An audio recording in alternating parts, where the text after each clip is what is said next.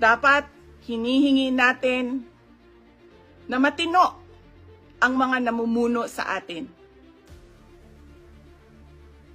Sinabi nila, ako daw ay krung-krung. Ako daw ay baliw. Ako daw ay wala sa tamang pag-iisip. Ano bang sabi ko sa inyong lahat?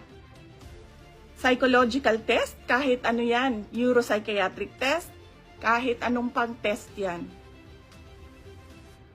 Gagawin ko yan. Dagdagan ko pa ng drug test.